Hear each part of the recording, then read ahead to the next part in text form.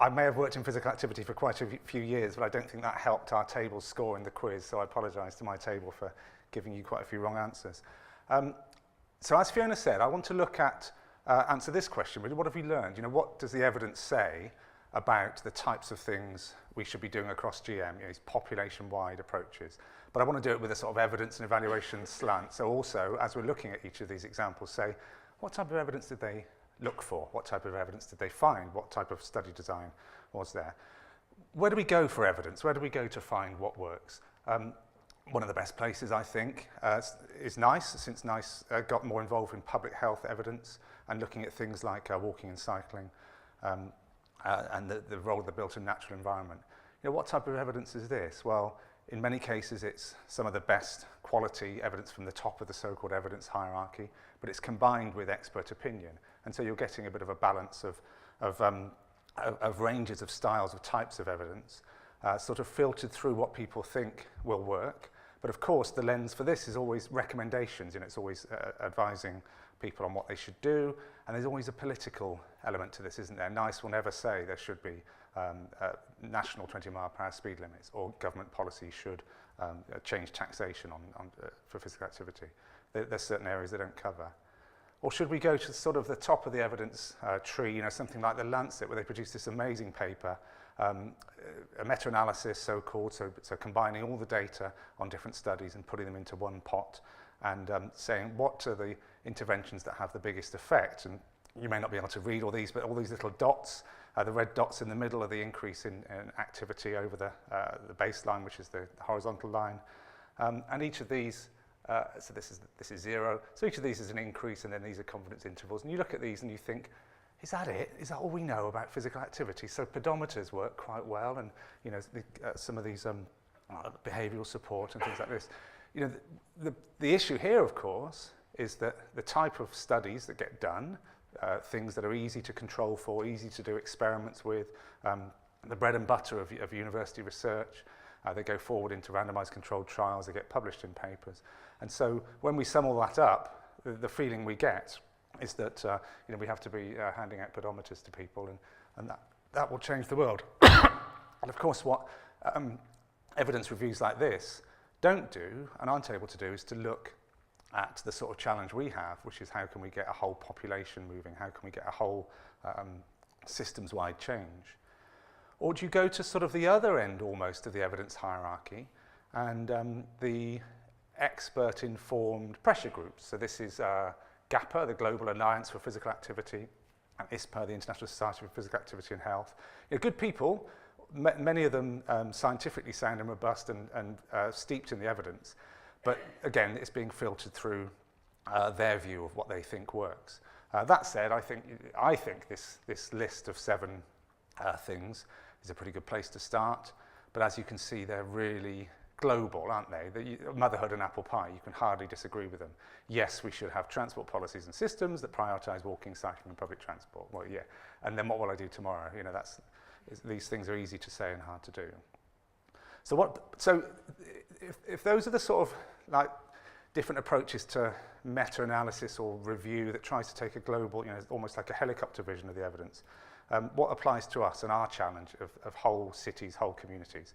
So I thought I'd look back and say, well, we've tried this before, and I remember many of these because I'm old enough to have worked on quite a few of them. So I thought I'd quickly whip through where have we tried in the UK, population-wide, either city-wide, country-wide in one example, or quite substantial national-level projects. Where have we tried to have a population-level change? What difference has it made? So that's the kind of what works thing, when Fiona talked about one type of evidence. But also let's have a little look into what type of evidence did they collect. So the first one is the Active for Life campaign. Anyone remember it from 1996? Oh, a couple of nods, okay. So I worked on this as pretty much my first job in this field, an integrated campaign. It was at the time when governments thought that health education campaigns would make a difference, that social marketing was the answer, that if you, I was going to say if you told people to exercise, they would. It wasn't as simple as that, we understood that. But if you created a sort of social climate around an issue, you could change behaviour. And obviously that learnt from things like smoking and HIV/AIDS prevention, where there were big changes in behaviour connected to social marketing campaigns. So we tried it with physical activity. And it was Research and evaluation underpinned the program. It was public communications combined with working with professionals. There was a fancy TV advert that I haven't got time to show, and posters and marketing aimed at specific target audiences. So on the right, as you can imagine, was aimed at young women, and on the left aimed at older people. So in terms of the evaluation then, so part of the campaign, as I said, was professional education, so working with stakeholders like yourselves to try to increase their understanding of what was then a new message for physical activity, this half an hour a day, which changed from kind of the vigorous exercise thing. So this showed a survey that we did among GPs, general practitioners, practice nurses, health professionals and leisure professionals. And this shows a change in their knowledge of the so-called new message. And our theory here was, well, if we wanted these health professionals and leisure professionals to disseminate information and encourage their constituents or patients to do more activity, it would help at least if they knew the right amount of exercise to do. And you can see that we were pretty successful with health professionals, so those were basically public health and health promotion people. And we virtually had almost no impact on general practitioners, practice nurses, and perhaps even a negative impact on leisure professionals. So even in the groups who were quite interested and even who we wanted to get working on our side, it was hard to take even the first step, which was just knowledge about the new message. And a similar sort of thing with the adults. So here again, we're talking about, because this was a countrywide, national, population-based program, the sorts of evaluation we focused on were national surveys looking at changes in awareness, knowledge, and behaviour. So, really difficult to see measurable significant changes in those sorts of measures. So we looked at awareness, and we saw, basically, to cut a long story short, an increase in awareness as a result of these £1 million TV campaigns and no change in physical activity behaviour. So, an attempt at a national level, quite well funded, quite well planned and delivered, based in a social marketing framework over only 3 years, a very limited amount of time, began to make some sort of changes, but not really behaviour change, certainly not overnight. And so one message I would take from this is the rather obvious one: you've got to be in this for the long haul. These things don't change in 3 years. And at Greater Manchester level, I don't expect them to change in 3 years either. Next one I thought about was lead walks, so around about the same time, sort of late 90s, early 2000s. William Byrd pretty much invented the idea of referring people to a walking program, what's it called, Walking the Way to Health, and that became really great, really simple idea. As a doctor, he was saying, why am I dealing with patients and being advised to give them blood pressure medication or whatever? I should send them on a good walk. Hang on, I'll send them on a good walk. And that's what he did. He started referring people to lead walks programs. This spiraled, the Ramblers took it on as a big program. It became pretty much a sort of quasi-national program. And here it's quite interesting that the evidence base for this type of thing is really quite different. So here, this was reviewed by NICE, and you can see they are talking about quite sort of traditional intervention studies. So because you've got a thing, a lead walk program, that can be delivered quite discreetly to a population group or not, another group can get a control, you can run experiments. And so the lead walks program was beginning to be underpinned by randomized controlled trials, things that we thought aren't normal currency in public health evaluation. So you actually saw a number of randomized controlled trials, a few before and after studies that showed positive effects on walking. So they began to give us the ammunition that these things were working. What does working mean? Well, it just meant that people who went on these types of walking group interventions, either referred to them or volunteered to go to them, were more likely to walk either more often or further, or for longer. Lots of qualitative and sort of insight research going along with this, but really the focus on this type of evidence was, do they work or not? Do they achieve the primary outcome, which is increase in steps? Next one I wanted to look at, I'm trying to canter through to keep to time. LEAP. Anyone work on the LEAP projects? I don't think there was a LEAP project in the Northwest. Can't quite remember. So I was at the Department of Health at the time, and these were called local exercise action pilots, and they were pretty much what we're trying to do in Greater Manchester now. They were focused, citywide promotions or programs where a collaboration would come together and chuck everything they could at physical activity across the town to try to get people moving as frequently as possible. And how do you evaluate something like that? Well, again, in a way, the bottom line was, did this project help a higher proportion of people to be more active afterwards compared to before? So there's one particular point I wanted to bring out here. So this rather complicated table says that before, let's just look at the sedentary. So before the intervention, this shows the proportion of people who were sedentary, the proportion of people who before the intervention were sedentary, then afterwards become sedentary, lightly active, moderately active, and highly active. So you can see that among people who started the program doing little or nothing, there's some significant shifts, some really quite good sort of moves up through the activity spectrum, if you like, so that in the end, 27.7% of those who were sedentary at the start were active at the end. Okay, any eagle-eyed data geeks looked at the numbers here and said, hang on, what's going on? What's the big problem with this little analysis? I'm just testing if you're awake after work, after lunch. Look at this. Look at the size of the number. Oh, there's always someone who likes to add up to 100%. I think it does pretty much. I think there may just be errors due to rounding if you go across.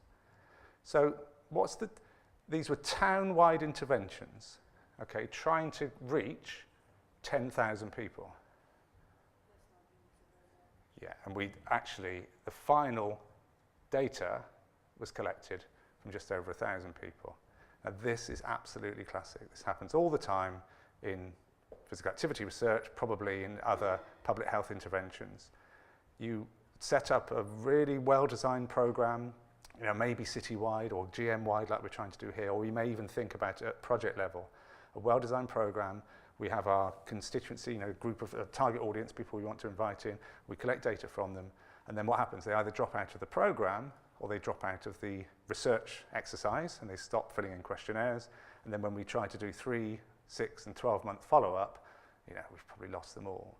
And so even on a very well-designed evaluation run by a good university where the Leeds Met, they were only able to collect final data from 10% of those who started. Who are those 10%? They're the keen ones who stayed to the end of the program and want to fill in their questionnaire. So of course they've changed.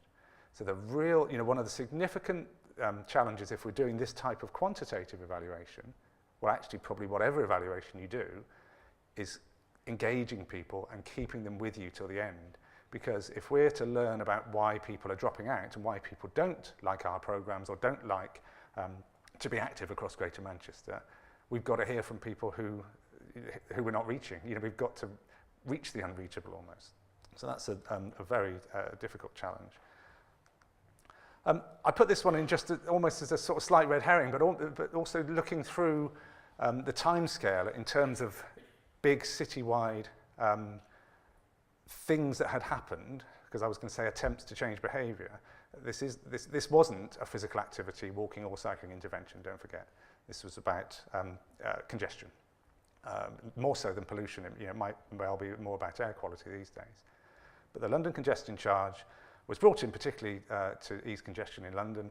As you know, relatively radical fiscal measure, voted against in Greater Manchester, if you recall, who voted for the congestion charge in GM. I hope you did, because it's a very effective public health measure. These are data just from the start of the programme where you could see a very significant decrease in cars and cab journeys and a corresponding increase in cycling. So this is, again, just think about the evaluation that's going on here. This is just really monitoring data. We don't really know what's happening. We don't know anything about walking, which is sure went up, but we don't have the data here. All we're seeing is the number of trips into the congestion charging zone. But when you start to look at this and you say, that the charge was introduced here, then you begin to draw some parallels and make some assumptions that this was making quite a difference to the cycling environment in London. As you know, things have changed quite significantly in London since then, with many millions being spent on infrastructure. And I guess that's another sort of learning point, is to think, well, if we were to look at the data now for levels of cycling in somewhere like London, where they've had congestion charging and announcements by the mayor and new infrastructure, and there's also been a sort of groundswell of opinion about cycling more generally, how do you tease apart all those different elements? How do you say which one made the difference? Well, you probably can't. Like in GM, it's probably about saying, we're having a whole approach across the whole area. Let's see what difference it makes. A couple more, we're getting to 2008 now. For the sustainable travel towns, so these were Department for Transport funded initiatives aimed at improving sustainable travel. So it was buses, trains, as well as bikes and walking. And you can see, I hope you can see that in all three of the towns, increases in cycling and declines in car travel as a result of town-wide focus on promoting more sustainable modes and town-wide restrictions on car access in some places. And so again, when you think about the type of data we're collecting here, this is really just the sort of outcome data, isn't it? This just gives you the headlines, the raw picture of the trends that happened in these towns. If we wanted to get a better picture of what's going on, we really need to understand what's happening behind the scenes, who's changing their behaviour, why they're changing behaviour, for what reasons, what might have been the stimulus to do that, and more importantly, perhaps, how can we continue that trend. 5 minutes. So we're in 2008 now, we're getting there almost. Cycling Demonstration Towns programme, first of 2 phases promoting cycling. Again, Department for Transport funded, created an organisation called Cycling England to take forward this plan, and 6 towns got, and the hypothesis was, what if we invested in cycling in a town in a similar way to European towns? Maybe not Amsterdam and Copenhagen, but places like Groningen or other European towns where cycling levels have been increased. So here, and this is just introducing the idea of control groups and comparing with what happened anyway. Here what we were able to say was, let's look at the physical activity, cycling levels in the towns that had a cycling demonstration town. And just like Scott said before, compare with its closest statistical neighbour. So let's look at those towns that have a similar socio-demographic profile and say, how are we doing compared to some other towns? So that's a pretty cool trick, and I'd support Scott's ideas in that. So you can see that the blue ones, the towns with the CDT, went up in terms of the level of cycling, and there's no statistically significant difference in the so-called control towns. And we did a similar thing looking at physical activity. So, one evaluation question you might have was, well, yeah, great, that's cycling, but has that made any difference to total activity? That's just the cycle geeks cycling more, isn't it? Does that make any difference? That's just the people in their yellow coats and bike clips.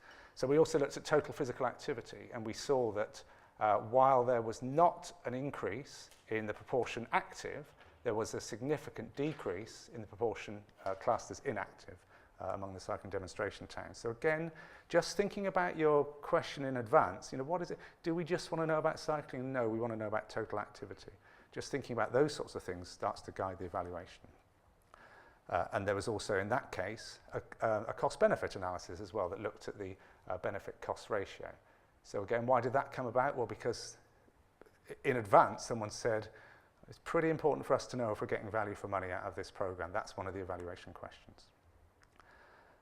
Nearly there, just a couple more. The healthy towns. These were a very interesting experiment from an evaluation point of view, and also in terms of what we're trying to do. These were, in terms of sort of rhetoric, or the way that the Healthy Towns program was set up, it's as close to GM as you can get, really.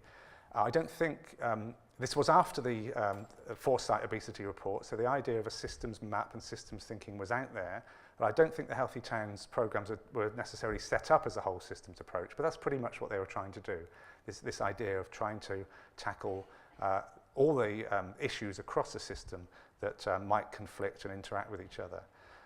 But what the Healthy Towns researchers said is, this is so complex and this is so interactive, and there are so many factors, political, social, psychological, and so on. We can't or don't want to do, or we don't think you've got the money for, an outcomes evaluation. We're not just going to produce those bars that show obesity went down and activity and nutrition went up. So we're going to do this type of work. We're going to do qualitative stakeholder interviews. We're going to look at the dynamics and look at the processes. And I think this was interesting that this begins to play out to the sort of evaluation that Fiona was talking about just now. You know, okay, we probably do need to collect some core data on where things are going, but can we also look behind the scenes at really what's happening? And my final national, this was a national attempt to change physical activity, wasn't it? The London 2012 Olympics. It was going to change the world. It was going to make us all an active nation. Hang on, where are the words? Our vision is to see millions more young people in Britain across the world participating in sport and so on. So, you know, I saw some successes and achievements from the 2012 Olympics. I enjoyed watching it, and I certainly enjoyed the cycling. But, you know, I would challenge anyone to demonstrate or show data that has shown that the 2012 Olympics lived up to its promise of being a physical activity legacy. But as evaluators, you might think, well, how would it? What would we have to think about? What questions would we have to ask? What data would we have to collect in order to demonstrate whether something like the Olympics can actually, you know, increase the activity levels of a nation? So to finish off my bit then, before handing over to Andrew, in terms of kind of the evidence for what's worked, then we definitely can make significant increases in physical activity, whether it's walking or cycling or total activity, at population level, certainly at town or, as in our example, you know, Greater Manchester level, if things are coordinated and focused on that area and if people work together. Slightly my bias, but you've also seen from the data and from the national approaches that have been tried, the transport sector seems to be pretty key. You know, we seem to have seen successes in walking, cycling, and declining in car use. And in the LEAP project, a lot of that activity was sort of leisure and you know, more exercise-y focused activity, which worked, but particularly among those people who sort of survived to the end. And so there's no doubt about it that we need to learn from that type of evidence, and we need to build on that and take this longer-term approach.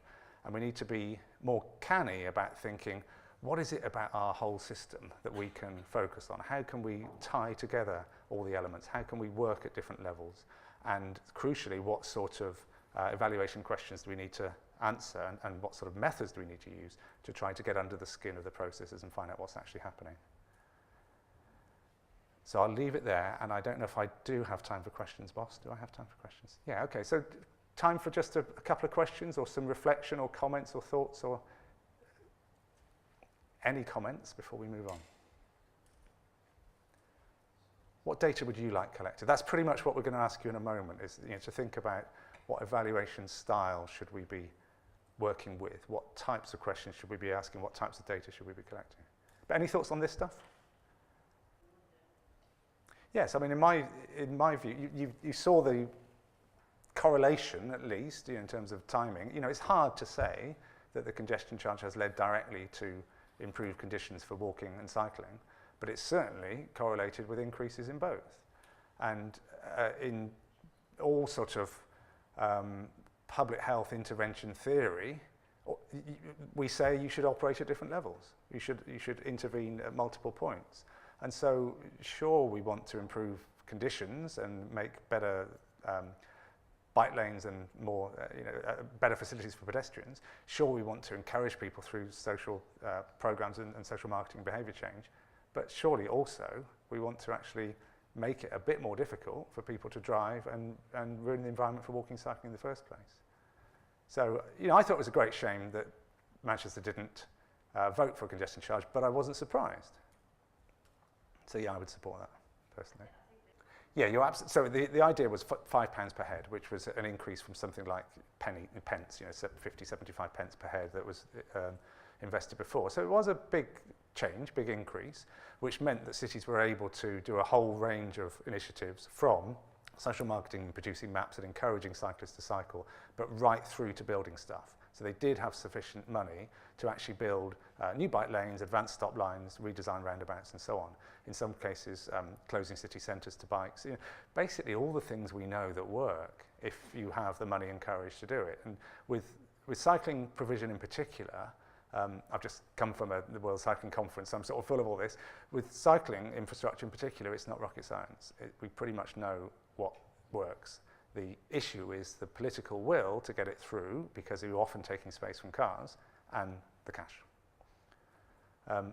But you're absolutely right. In mainland European cities have been doing this for 10, 20, 30 years. And we have little pots of money to try every 3 years. That's a big issue. Yeah, I don't know the data behind that, actually. I should look into it. I know I love it. You know, I know it's an amazingly positive campaign, just from the creative point of view and the tone of voice they've got. I think it's fantastic. And you can almost see the insight research that they've done behind that to feed into it. You can almost trace that back. The short answer is I need to read up on that, because I'd like to be persuaded that it's a success story. Oh, we had an impossible brief in Department of Health. You increase the activity levels across the whole country. Well, adults or children? Oh, both, please. And we give you 3 years funding. It's crazy.